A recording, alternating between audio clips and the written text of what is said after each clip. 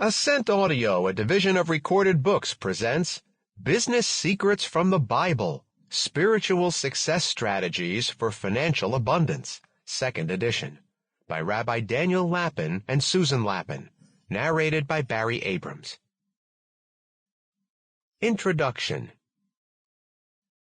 We don't need the gift of prophecy to state that most people starting this book or doing a search for the word business are interested in increasing their income.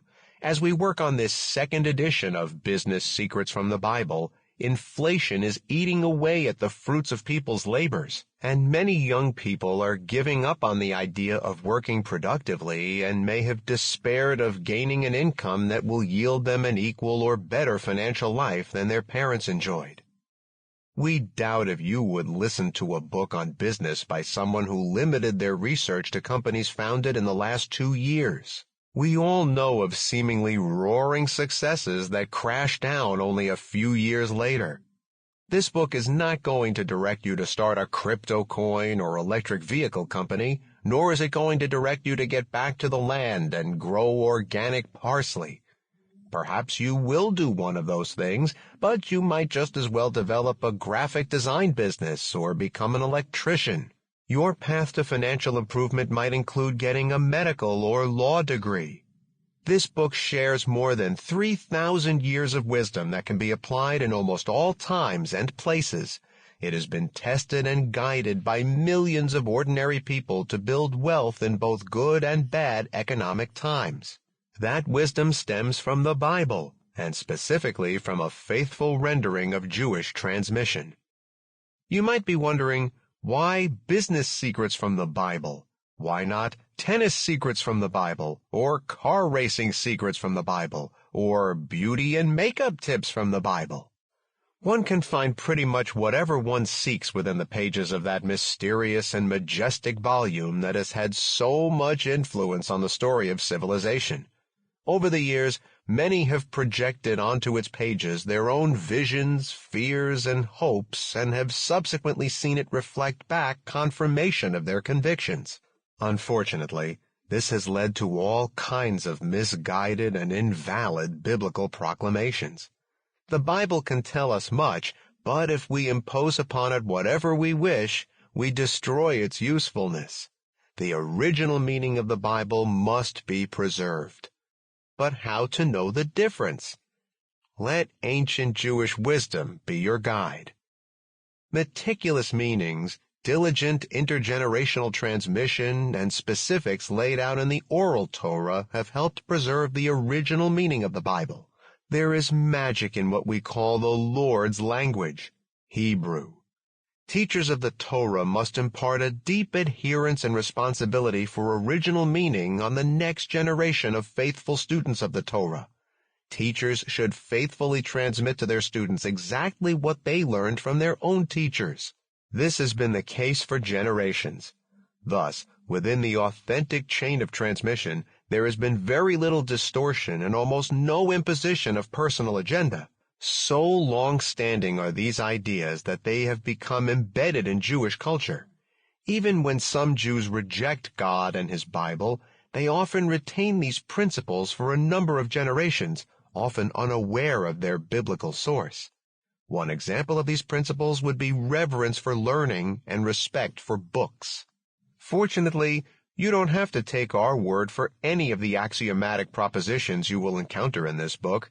We ask you to unshackle yourself from the dreadful intellectual prison of expertitis, trusting others who are deemed experts, and allow room for your own powers of observation and deductive reasoning. If many of this book's propositions were already widely published, you'd be wasting your time listening to our repetitive account. Instead, you will gain enormous value from many of the premises presented within this book.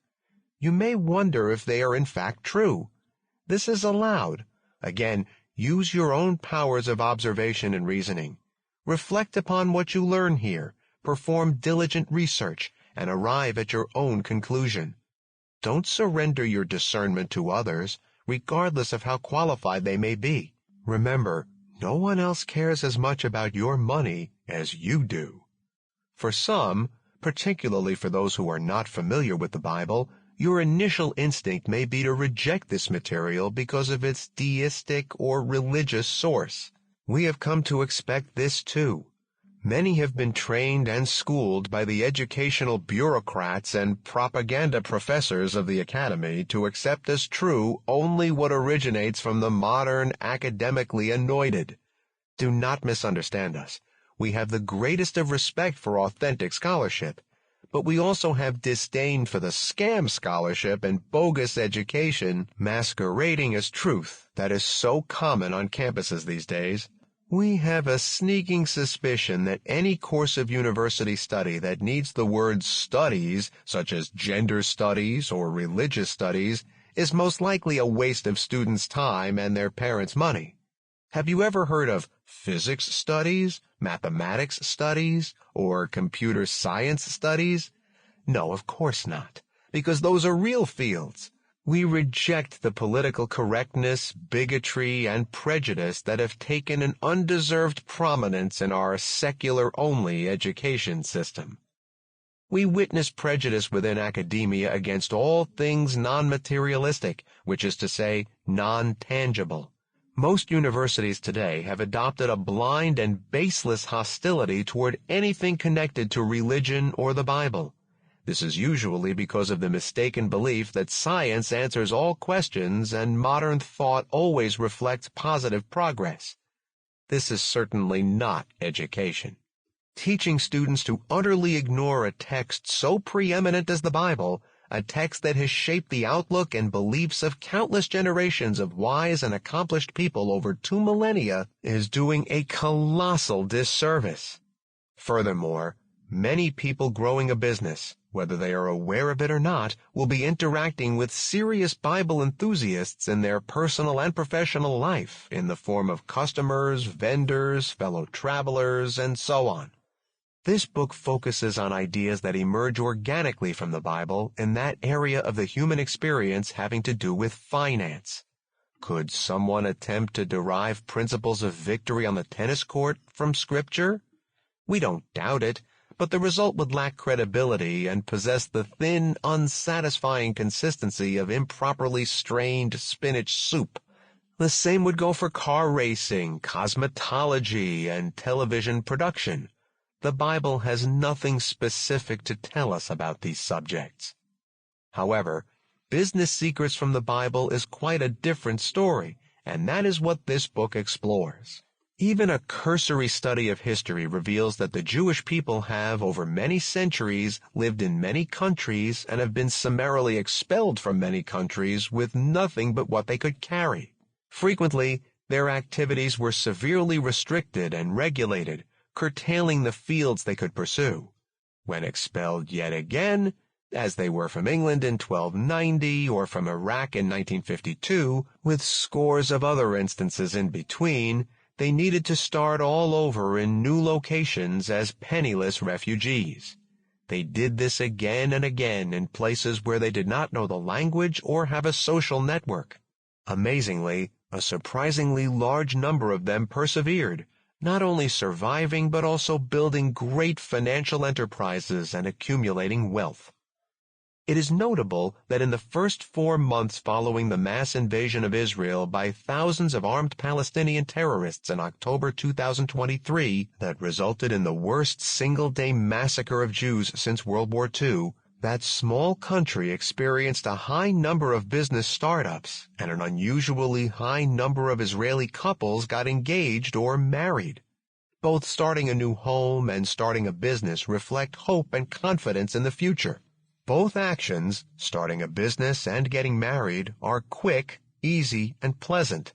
But both actions tacitly acknowledge that one is committing oneself to weeks, months, and years of hard work, heavy responsibility, and even frightening times.